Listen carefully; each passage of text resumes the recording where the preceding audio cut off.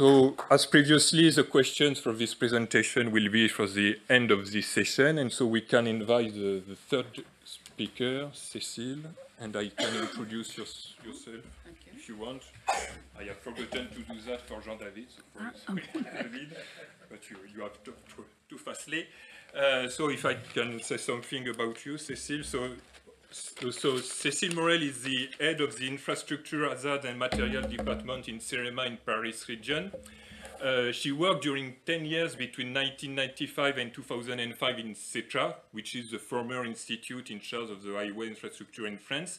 And she has been involved during the last 20 years in the elaboration of recommendations and standards for the design of retaining walls and gravity walls. And for this presentation, so you have prepared this presentation with Gilbert Ayoun, who is not available today, but we worked in CETRA during 1968, between 1968 and 2009, so it's more or less the memory of CETRA regarding this issue of gravity walls. So you have un quart d'heure, more or less.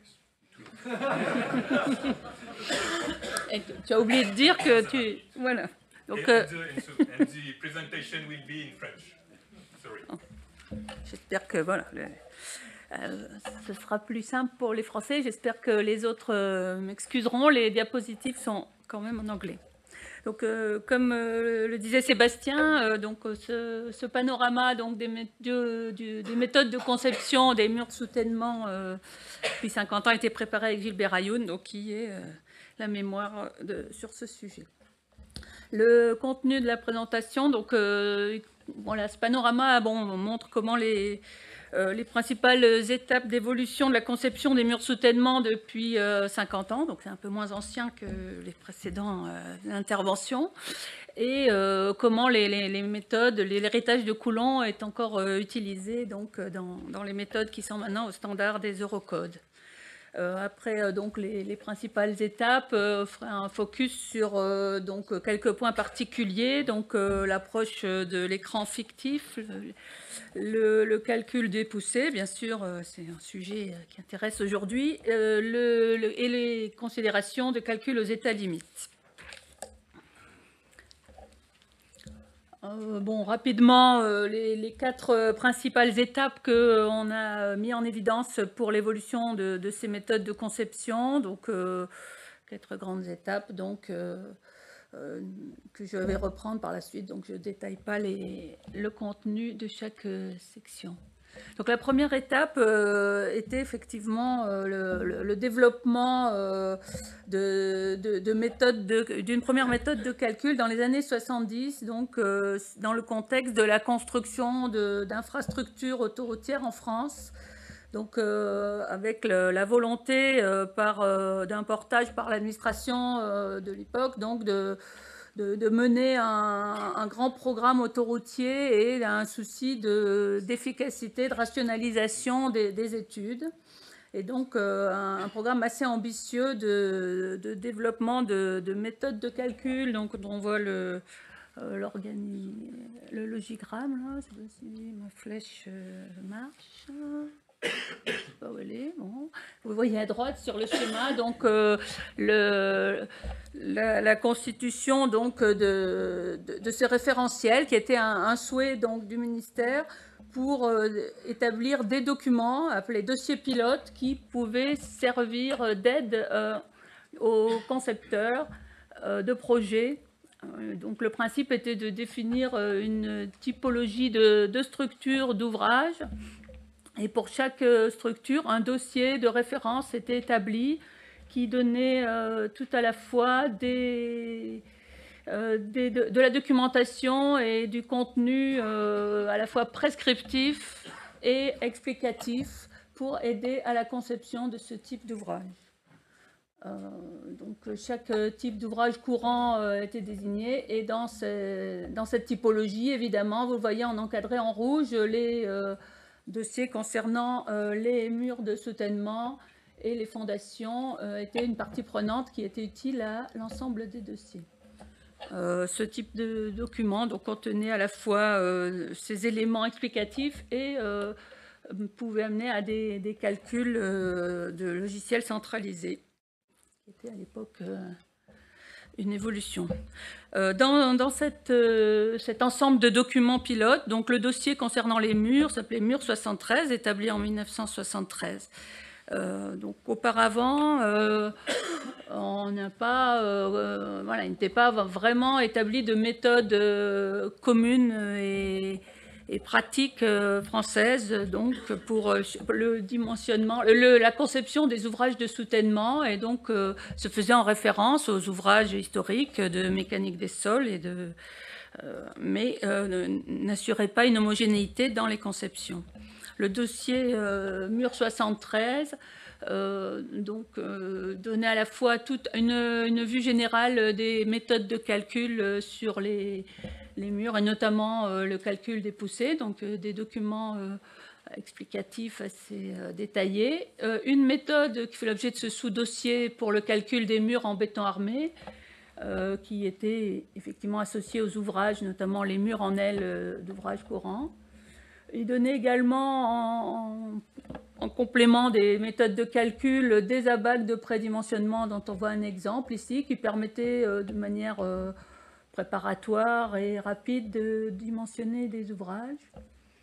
Et il était élaboré en lien assez fort avec un autre dossier intitulé Fonte 72, qui traitait de calcul de fondation, également nouveau. Dans la méthode de calcul définie dans ce dossier Mur 73, les principaux points à retenir et un petit peu innovants c'était les premières approches de calcul aux états limites ou semi-probabilistes, donc selon les directives communes de la construction, donc un prémisse aux états limites. Et ce qui est à retenir peut-être pour les murs, c'est qu'on commençait à réfléchir aux incertitudes sur les paramètres déterminant la poussée, et des valeurs étaient recommandées pour faire varier les plages de valeurs des paramètres qui déterminent la poussée. Donc notamment l'effet du compactage des remblais était considéré qu'il fallait prendre en compte des valeurs pouvant varier de plus ou moins 25% selon l'effet de cet effet de compactage. Pour les propriétés de cisaillement, l'angle de frottement, plus ou moins 20%, et pour la densité, plus ou moins 15%, ce qui peut être une référence par rapport aux réflexions qu'on peut avoir sur ces incertitudes. Pour la méthode de calcul de la poussée, des pressions, il était donc établi que ce type d'ouvrage en rigide et déplaçable pouvait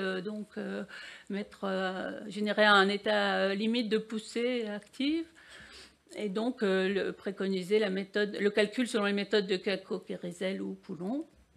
Et une innovation était introduite par la méthode d'un écran fictif vertical à l'arrière de la semelle pour déterminer l'ensemble des actions pour la justification des murs, ce qui était une première.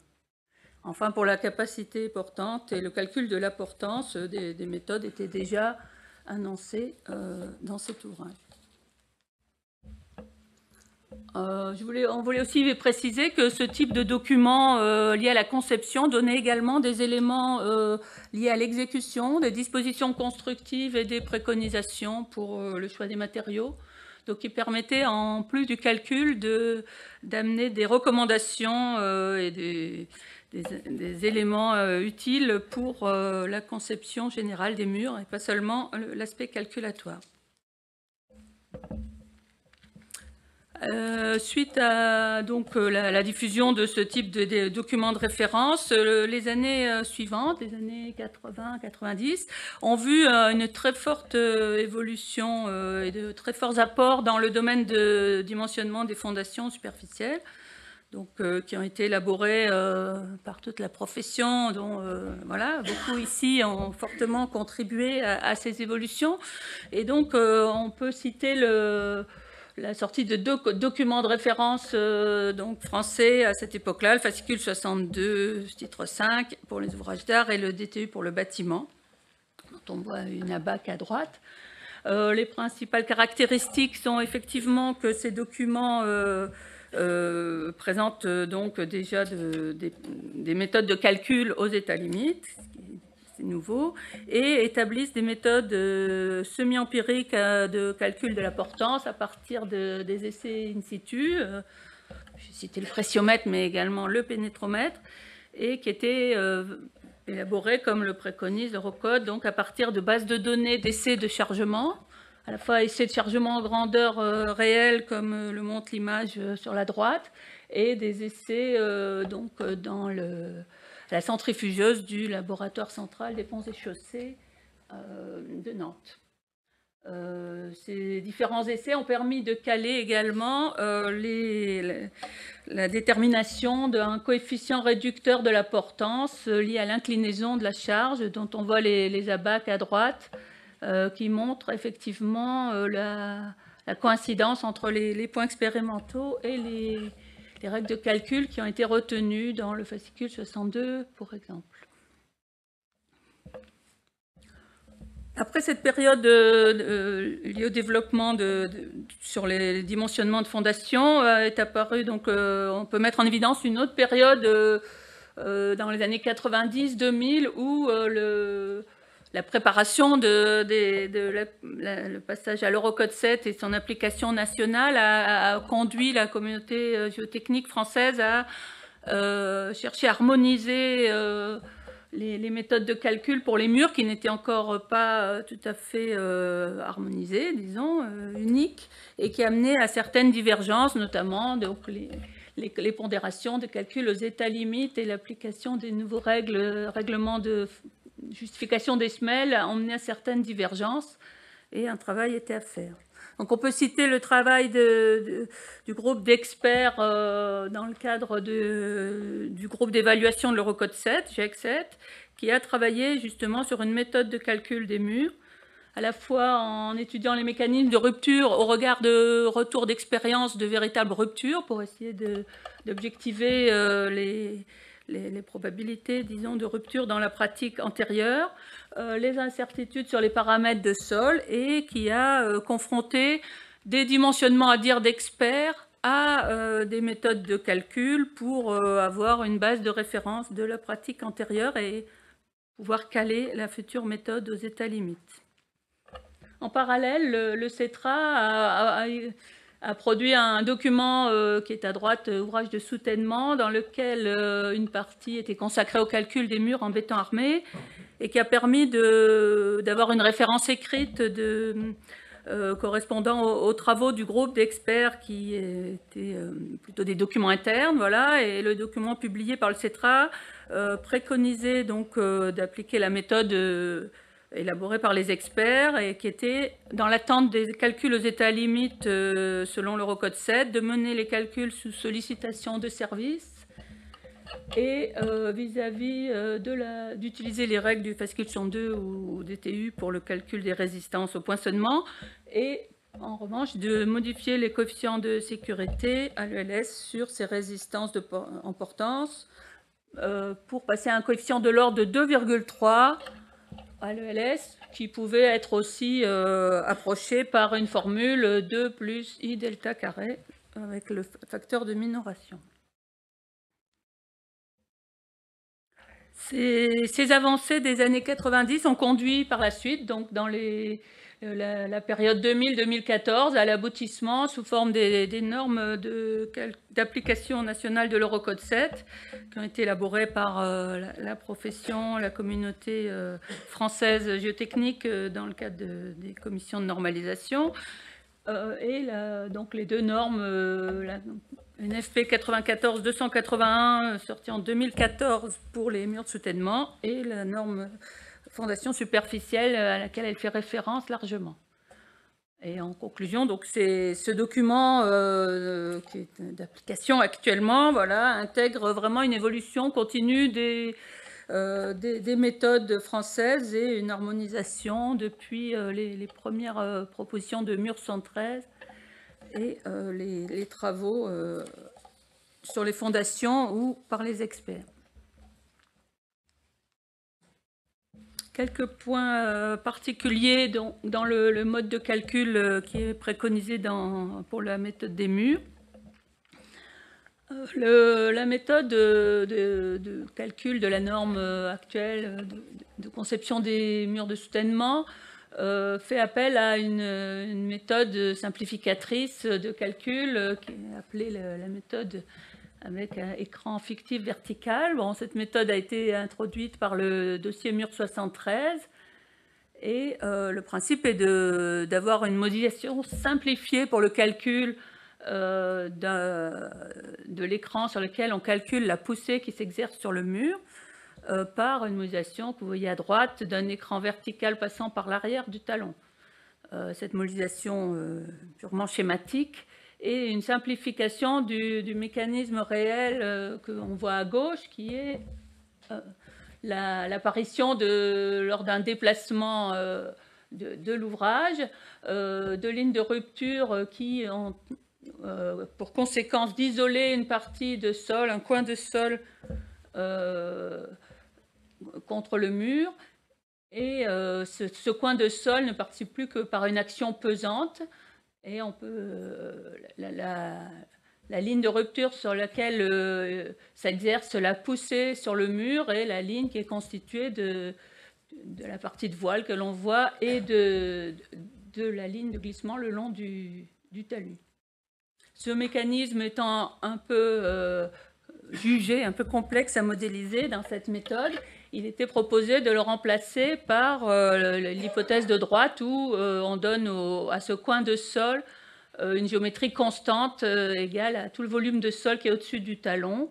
Et donc on maximise finalement le volume de ce coin de sol en simplifiant sa géométrie. Et l'équivalence, ces deux méthodes sont équivalentes vis-à-vis des actions exercées sur la semelle du mur, donc qui servent à calculer, à vérifier la stabilité externe de ce mur. Pour assurer cette équivalence, il est pris en compte une inclinaison delta de la poussée que l'on voit à droite qui permet d'assurer cette équivalence. Voilà, donc ce mécanisme purement simplificateur pour le calcul est effectivement très loin du modèle physique, mais permet de simplifier les calculs. Cette méthode donc qui est détaillée ici dans les diapositives qui suivent. Hein, donc dans l'encadré de gauche, on a les deux cas possibles, deux cas possibles d'émergence de la ligne de rupture du coin de sol. Et à droite, le modèle de calcul. Voilà, donc on peut calculer l'angle θ par rapport à l'horizontale que fait le coin de sol dans le fonctionnement réel et la poussée à droite. Et donc si on mène des calculs qu'on ne va pas détailler ici pour calculer l'ensemble des actions qui s'exercent sur la semelle du mur, donc on a ici la somme des moments des actions qui s'exercent sur le mur ici, donc ce sont à la fois les actions de poids de mur, poids de sol et les poussées. Donc on a une somme des moments, somme des forts verticaux, somme des forts horizontaux, que l'on peut simplifier sous forme d'une résultante, son excentricité, son inclinaison. Et l'équivalence est faite par rapport à la somme des actions dans l'hypothèse du modèle de calcul, avec de même donc la somme des résultantes, l'excentricité et l'inclinaison. Dans ce schéma de calcul équivalent, l'inclinaison de la poussée est calée et c'est ce qui est retenu dans la méthode de calcul en donnant des valeurs différentes selon la géométrie et le cas dans lequel on se trouve. Si la ligne de rupture émerge dans le talus de surface, on considère que l'inclinaison de la poussée se trouve dans un état proche de la théorie de Rankine, donc sera égal au bêta de l'angle du talus amont. En revanche, si la ligne de rupture coupe le voile et donc se retrouve plus proche du voile, on va être influencé par un contact de frottement avec le voile, et donc on va avoir une inclinaison qui va se rapprocher, une interpolation jusqu'à atteindre la valeur delta 0 de contact entre le voile et le sol. Donc on prend habituellement égal à un maximum de bêta 2 tiers de phi. Donc la formule d'inclinaison de la poussée détaillée ainsi. On présente ici des calculs qui sont faits justement pour différentes largeurs de semelles, ici, là, et puis pour différents angles de frottement, de l'écart relatif entre les résultantes dans le cas réel et dans le cas simplifié. On voit que l'écart relatif est toujours entre 0 et 1%, voilà, qui montre que cette méthode montre bien l'équivalence.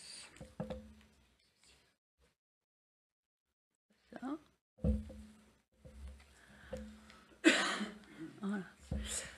La méthode de calcul de la pression, donc un autre point important dans la méthode actuelle de calcul.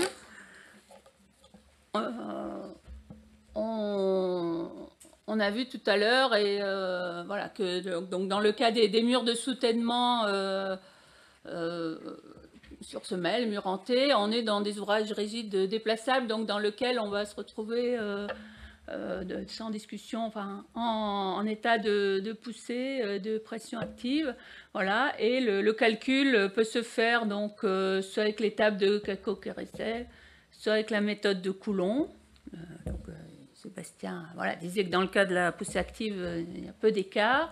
La méthode de Coulomb est encore souvent utilisée dans différents modes de calcul pour prendre en compte des géométries de talus complexes et éventuellement des surcharges sur le talus. Un dernier point qui a permis d'aboutir à la méthode actuelle a été d'établir la méthode aux états limites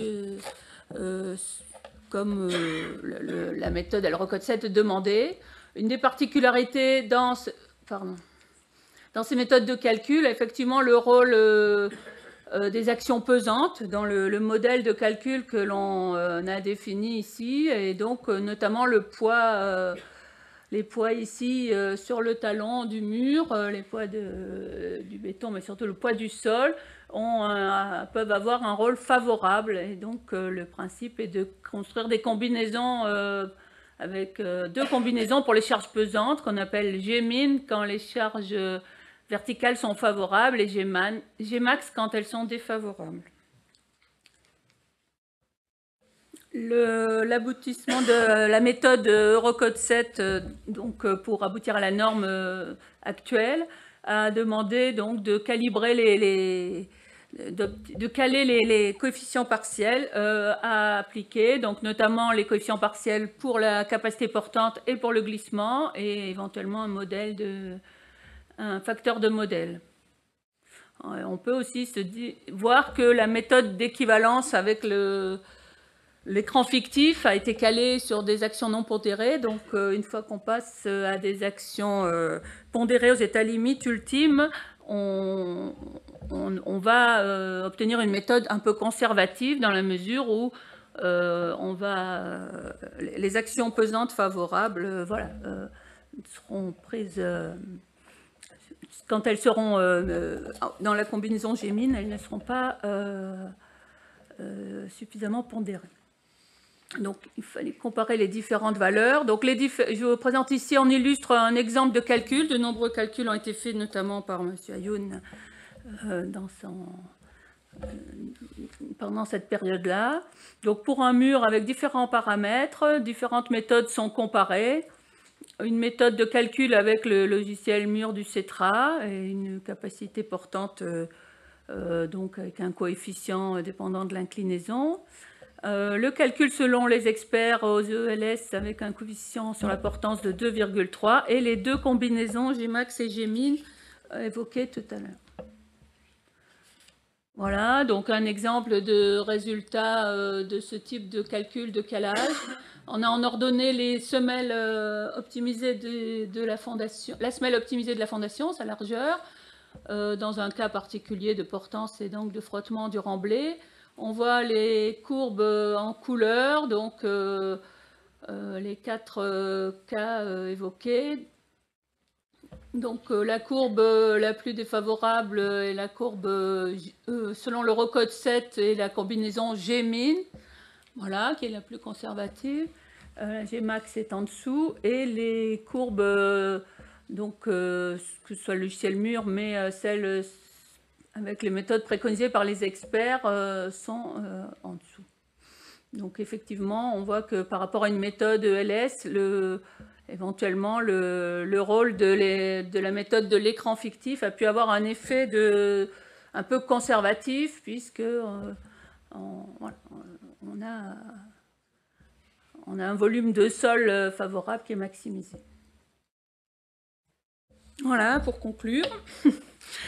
Donc l'évolution de ces méthodes de conception a été continue donc depuis 50 ans, tout en conservant quand même l'usage des modèles historiques de Coulomb, hein. Mais on s'est évolué vers une méthode en lien avec les états limites, le format de l'Eurocode 7 et dans une démarche collective de la communauté géotechnique française.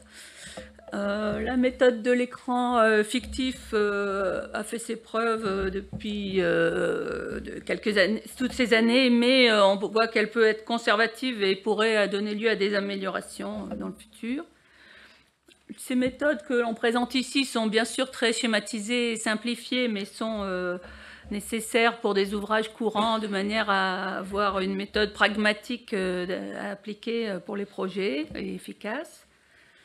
Et puis, comme ça a été vu auparavant dans les exposés historiques, mais également pour de l'histoire plus récente, il peut être utile de conserver la mémoire de l'évolution des méthodes, même dans l'histoire récente, pour pouvoir s'en servir pour la maintenance, la réparation des structures existantes, et puis avoir un point de départ pour les futures évolutions. Voilà, je vous remercie.